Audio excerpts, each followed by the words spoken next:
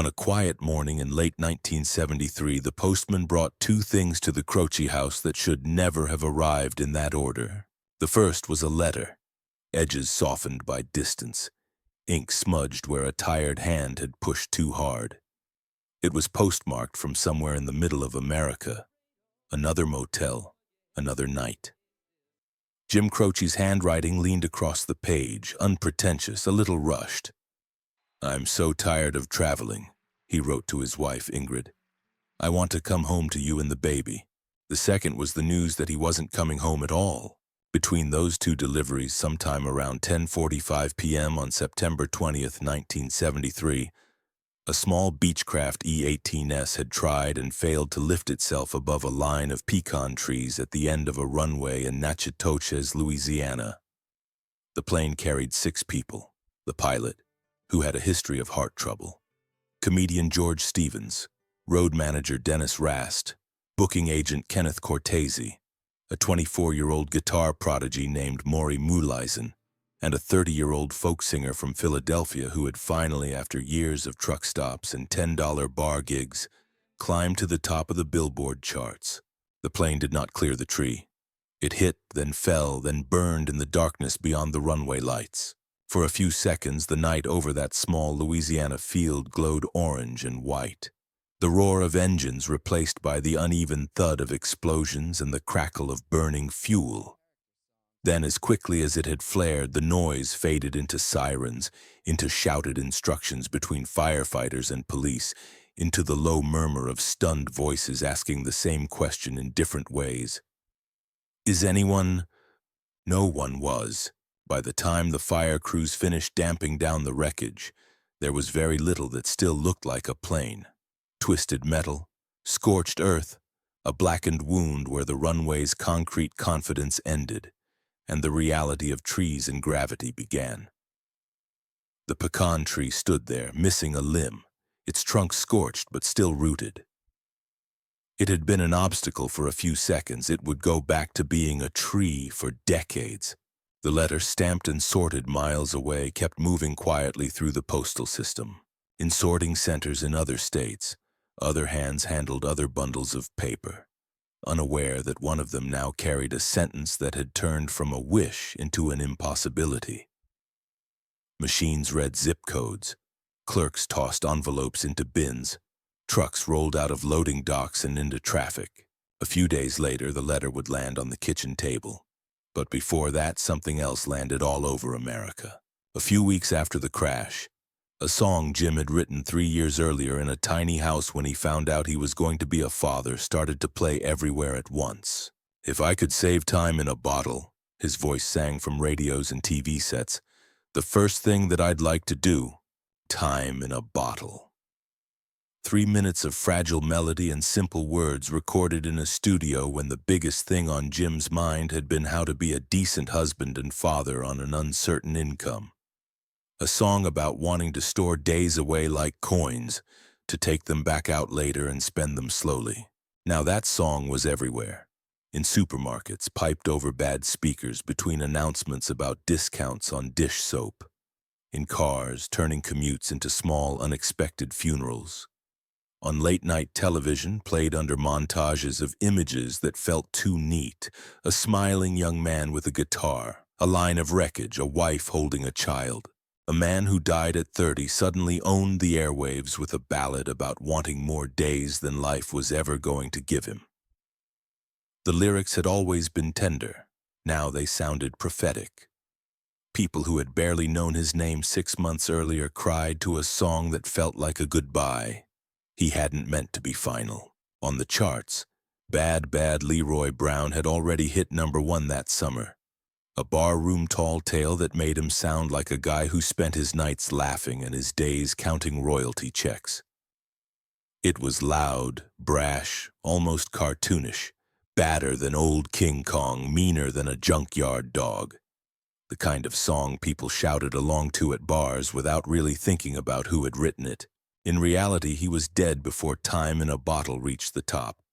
Before his album You Don't Mess Around with Jim climbed back up to #1 on the strength of that song. He never saw the way his face appeared in magazines. The way critics started calling him one of the great storytellers of American song. He never heard the way people's voices softened when they said his name. The way Croce stopped being a word you had to explain and became one you just knew.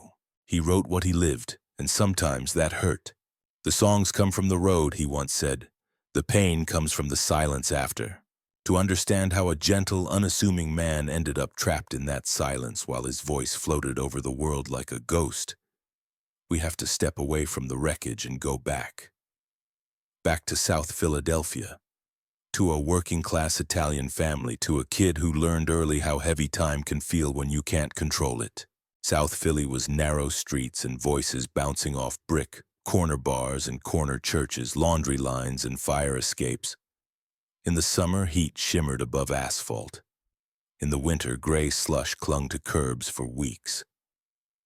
People lived close enough to hear arguments through walls, to smell what the neighbors were cooking, to know when someone was having a good week or a bad one without anyone saying it out loud. Jim Croce was born there on January 10, 1943, into a house where money was tight and family was non-negotiable. His parents were first-generation Italian-Americans, proud of their roots, wary of their bills, determined that their son would have a better shot than they did. The kitchen smelled of garlic and coffee. The living room hummed with the sound of whatever the radio was playing. Sunday mornings meant church. Sunday afternoons meant pasta and loud talk. Weekdays meant work. There wasn't much room for the idea of a career in music. Music was something you listened to while doing dishes, something played by other people on the radio, something that accompanied life rather than defined it. But in a house like that, music seeped in sideways. There were old Italian songs, sung half seriously by uncles after too much wine. There were crooners on the radio, their voices smooth and distant, turning heartbreak into something oddly glamorous. There were country stations crackling in from far away at night, shaky signals carrying stories of pickup trucks and lost loves. There were R&B broadcasts that made his feet tap even when he tried to sit still. Jim didn't care about genre. What caught him was texture, the way a voice cracked on a confession, the way a story could be squeezed into 3 verses and a chorus. Long before he learned to sing in tune, he learned to listen, to the men arguing over cards at the bar, to uncles mixing jokes and regrets at family dinners, to the way people told the truth with a joke and lied with a straight face. He didn't learn to sing first. He learned to hear when someone was lying to themselves. That was the first light in him, an ear. When he finally got his first guitar, it was more practical tool than holy relic. No one handed it to him with a speech. It probably came used, maybe borrowed, maybe picked up cheap from a pawn shop. He wasn't the kid who instantly dazzles everyone with prodigy tricks. He was the kid who sits in a corner and quietly figures out how songs are built. His fingers weren't fast at first, they were stubborn. He learned chords the way you learn how to stack bricks, one at a time until the structure holds. He made the strings buzz and then slowly made them stop. He started by playing other people's songs because those were the blueprints available. At Villanova University in the early 1960s, he joined every band that would have him. Frat party groups that butchered soul classics in basements, polka outfits playing VFW halls, rock and roll ensembles in noisy bars, folk trios playing coffee houses with bad PAs and too much smoke. One night he might be backing a wedding singer through Ave Maria, watching a bride's father quietly wipe a tear. The next he'd be grinding out Johnny B. Good for drunk undergrads who wanted nothing more than a beat to jump to. Another night he'd be in a dim cafe trying not to lose his nerve as he introduced an original song to a room full of people who didn't yet know his name. Most bands played those gigs to climb on stage. Jim played them to understand people. He watched from the corner of the room. The uncle who cried when the band played an old war song. The girl who rolled her eyes at a love ballad until the 3rd verse hit too close. The way a whole room would lean forward when a story song started.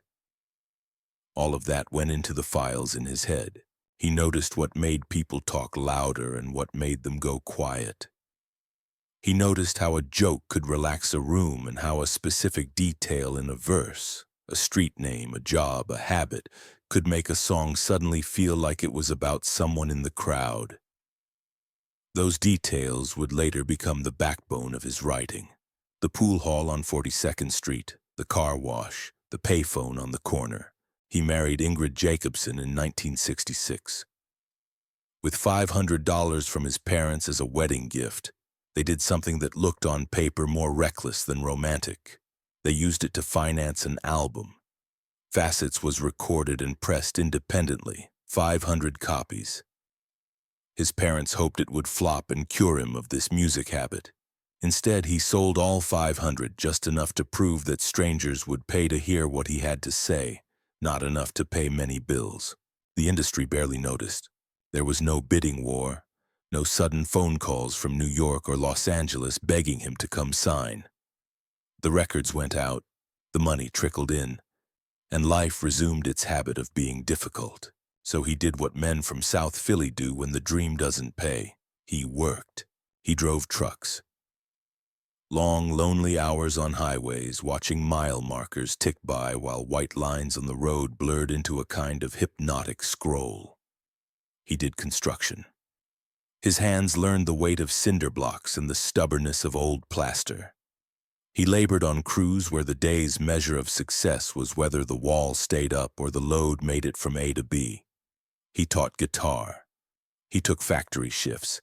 He played bar gigs for $10 and a couple of beers, singing to people who barely looked up from their pool games.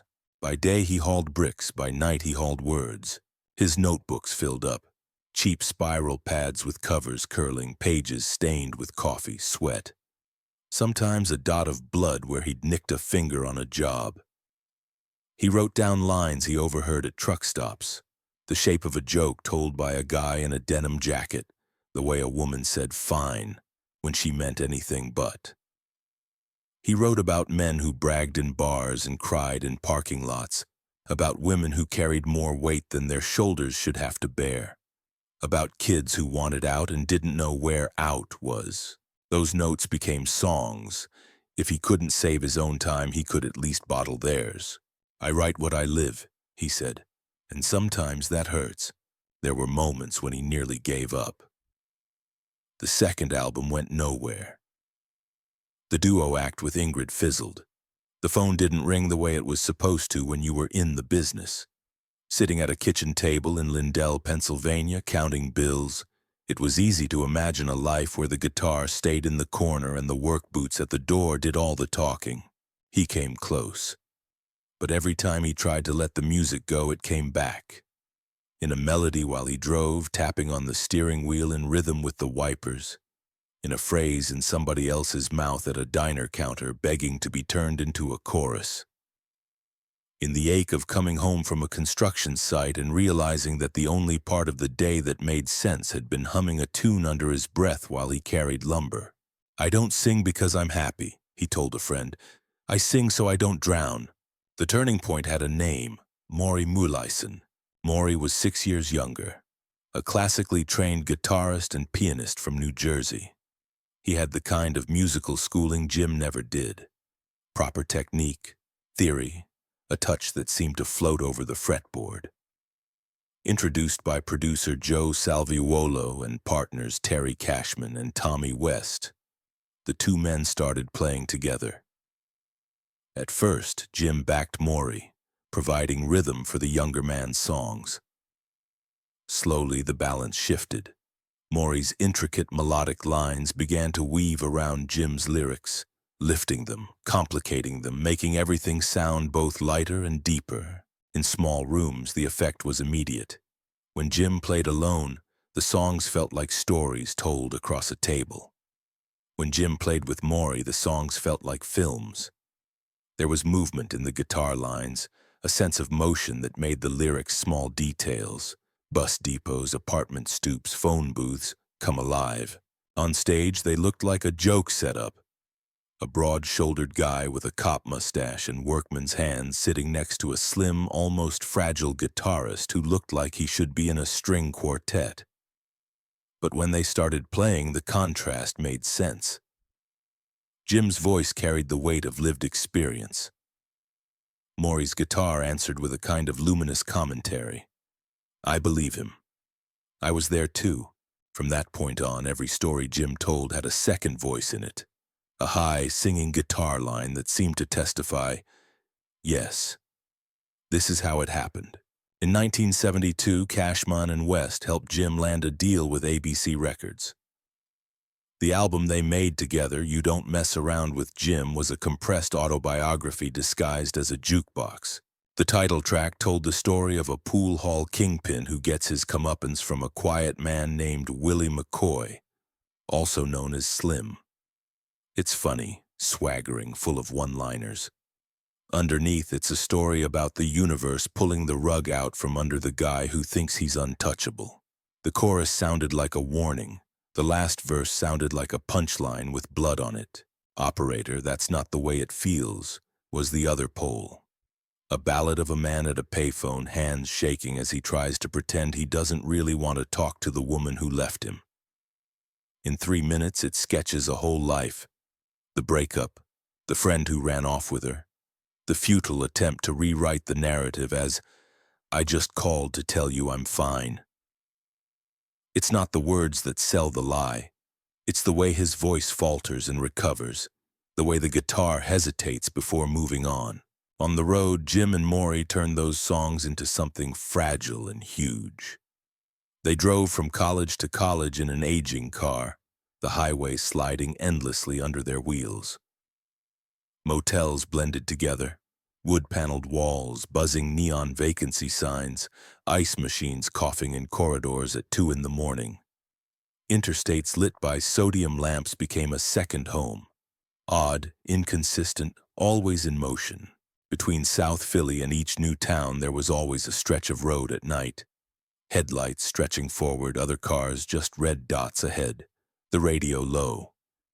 Somewhere in there, between the last show and the next, Jim's brain did its real work. Sifting the faces in the crowd, the stories he'd heard at the bar, the jokes he'd cracked on stage, turning them into new verses. Some nights the drive was buoyed by laughter and adrenaline.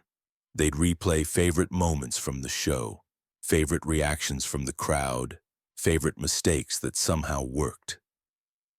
Other nights, the silence in the car was the heavy kind, filled not with anger but with fatigue. 2 men staring out the windshield, each alone in his own thoughts, the hum of tires on pavement providing the only rhythm. The shows got better, the crowds grew, the checks got fatter, if not exactly extravagant. But the cost was time. The more the songs caught, the less he saw of home. When Ingrid told him in December 1970 that she was pregnant, the news might have landed on him heavier than any review. It was joy and fear in equal measure. He processed it the only way he truly knew. He wrote, "If I could save time in a bottle, the first thing that I'd like to do," he scribbled in one of those bent notebooks, "is to save every day till eternity passes away, just to spend them with you." It wasn't written as a hit. It was written as a private spell against the terrifying speed of life. Producer Tommy West found a harpsichord in the studio and slipped it into the arrangement. The track they built was delicate, almost antique, like an old music box that somehow knew about birth and death and every late-night fear in between. Maury's guitar wrapped around it like lace. Jim's voice, soft, careful, sat right in the middle of it, like someone trying not to speak too loudly in a room where a baby is sleeping. They recorded it, tucked it onto the You Don't Mess Around with Jim album, and moved on. He couldn't save time in a bottle, but he put a little of it on tape. The next record, Life and Times, arrived in 1973. On it was a song that sounded like a joke when you first heard it and turned into a passport to the top.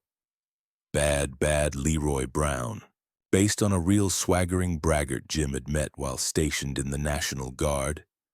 The baddest man in the whole damn town, at least in his own stories, Leroy was part cartoon, part cautionary tale. The chorus bounced, the piano rolled. The horn stabs made it sound like a bar fight you wished you could watch from a safe distance. The lyrics were full of swagger and slapstick violence, a little morality play where the bully finally met someone who wasn't impressed. Released as a single, it climbed and climbed and climbed until in July 1973 it hit #1 on the Billboard Hot 100. People cheered Leroy's antics without realizing they were singing along to a writer who understood better than most that nobody stays untouchable for long. When Jim got the news that Bad Bad Leroy Brown was #1, he wasn't on a yacht or at a celebration dinner. He was in transit, between a studio and a gig, or between two airports, depending on which version of the story you hear. Either way, he did what he always did, smiled, shook his head a little, maybe bought a round, then went back to studying the tour schedule. For the public, a #1 hit is an arrival. For the touring artist, it's another reason the calendar gets more crowded. People thought reaching the top of the charts was the end of the climb. For him, it just meant more flights without a return ticket date he could trust. The tour that followed was brutal. 40-plus dates jammed into a few months, colleges and concert halls and TV tapings. There's footage of him on the midnight special, eyes tired but kind, voice soft, talking to the camera like it's a friend he hasn't seen in a while. When he sings Time in a Bottle there, small and almost shy, you can see it in his face. That sense of someone who already feels older than 30 should, who knows exactly how little control he has over the days slipping past. By late summer, the grind was wearing him down. He loved the crowds. He loved playing with Maury. He even loved, in a complicated way, the strange intimacy of standing on a stage in a town he'd never see in daylight, telling stories to people who would never know him off stage. But the spaces in between were getting heavier. Airports, rental cars, anonymous hotel rooms, those were starting to feel like a tax he wasn't sure he could keep paying. So he wrote again, not a song this time, a letter. "I'm so tired of traveling," he wrote to Ingrid from some anonymous motel with generic paintings and a humming ice machine. "I want to come home to you and the baby." He licked the envelope, smudging the ink a little, and dropped it into a mailbox on the way to the next show. It was a small act of rebellion against the tour schedule, against momentum, against the unwritten rule that says you don't slow down when things are finally working. He had no idea the universe was about to make the slowing permanent. The rest of the story you already know. The college gym, the drive to the airport, the runway, the tree, the impact, the fire, the field, the letter still in transit, the phone call, the headlines, the songs climbing higher in his absence than they had when he was alive. In the days that followed, shock moved faster than the mail. Radio DJs announced the news in between spinning his songs.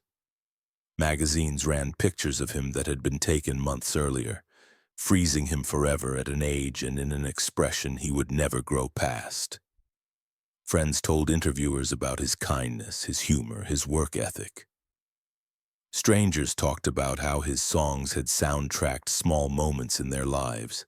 And then, almost immediately, the songs took on a life that made the phrase posthumous success feel both triumphant and cruel.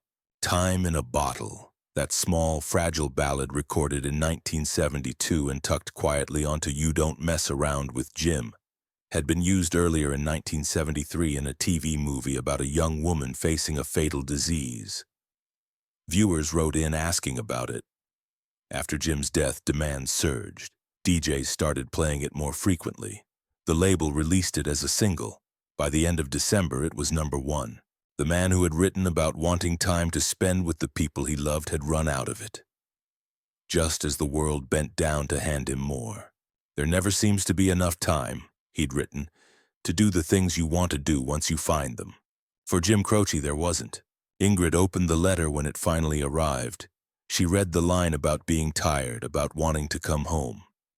The ink had faded slightly around the edges where the paper had absorbed humidity and handling. It looked older than it was. Time does that. Smears, blurs, rearranges. The house was suddenly full of contradictions. On the radio, Jim was alive, laughing, singing, telling stories about crooked pool players and lonely operators.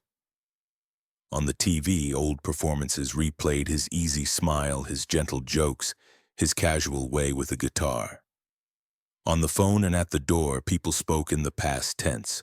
He didn't belong to any of the usual myths. He wasn't a rock god who had burned himself out on heroin and hotel room fires.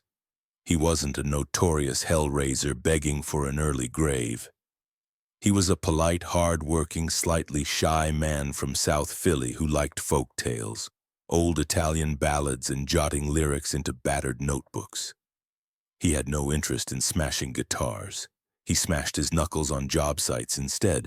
His biopic, if it wanted easy drama, would try to squeeze him into the 27 Club alongside Jimi Hendrix, Janis Joplin, and Jim Morrison. But he was 30, and his demons weren't the ones that make good posters. His death didn't come from a bottle or a needle. It came from a misjudged climb rate and a pilot who probably should have called it a night. Jim Croce was not a rock star who destroyed himself. He was a good man, exhausted from doing his job well, killed because someone else failed to clear a tree. That's part of why his story sticks under the skin. It challenges a comforting lie that only the reckless die young. Sometimes the quiet ones get taken too. Look at his body of work and you see the shape of a man who never stopped paying attention to other people. In photographs and memories, he lists the smallest relics of a love that's gone. Christmas cards, snapshots, written words. He doesn't dramatize. He inventories. In Workin' at the Car Wash Blues, he laughs at his own dreams of a better life while hosing down Cadillacs. In Rapid Roy, the stock car boy, he celebrates a guy nobody would ever write a newspaper headline for. He wasn't writing to impress critics. He was writing to keep from drowning. And yet decades later, his reach extends far beyond the bars and college gyms he played. Whenever a film or a series wants to evoke that particular strain of American sadness, the kind that smells like gasoline and cigarettes and late-night diners, they reach for his songs. Time in a Bottle has underscored funerals and flashbacks. I Got a Name has played over scenes of characters hitting the road, living with loss, trying to stand up straight in a crooked world. Operator still sounds in the age of smartphones like the truest song ever written about staring at a phone and trying to talk yourself out of using it. Younger listeners stumble across him on TikTok, in movie soundtracks and algorithmic playlists. They see a grainy clip of a mustached man in a denim shirt on a 1970s TV set, hear him sing, "If I Could Save Time in a Bottle," and think, who is this, and why does it feel like he already knows me? He became gradually a symbol of something broader in American music. The trustworthy storyteller. The guy you'd sit next to at a bar and actually believe. The man who seems incapable of sneering at the people he sings about, even when he's poking fun at them. In a genre that too often rewards spectacle and mythology, Jim Croce slipped into another archetype, the one people quietly trust. Ingrid's memoir, I Got a Name. The Jim Croce story, later filled in details the songs only hinted at, daily poems he sent from the road, private jokes, the way he could be melancholy and goofy in the same breath. She described the years after his death as living with a ghost you hear everywhere but never see. The records kept spinning. The checks arrived. The notebooks sat in boxes. The pecan tree and nachitoches kept growing rings. Some people say Jim had a sense something was coming. They point to the density of songs about time, destiny, being late, missing chances, wanting to go home. Maybe he did feel it in his bones. Or maybe that's just what happens when any writer gets older in a business that chews its young. You realize suddenly that there probably won't be enough years to say everything you wanted. He was not a prophet. He was a man with his eyes open. And that might be the saddest thing about his story. He didn't need mysticism to know how fragile it all was. The truck driver, the factory worker, the $10 bar singer always knows how quickly a good thing can disappear. His peers in tragedy, Buddy Holly, killed in a plane crash at 22, John Denver, dead in another at 53, Nick Drake, gone in quiet uncertainty. Elliott Smith, Amy Winehouse, so many others, often get wrapped in narratives of genius and destruction. With Jim, the destruction wasn't his. He carried the genius and paid the price for someone else's error. In the years since, our ideas about what it means to be a great American songwriter have expanded.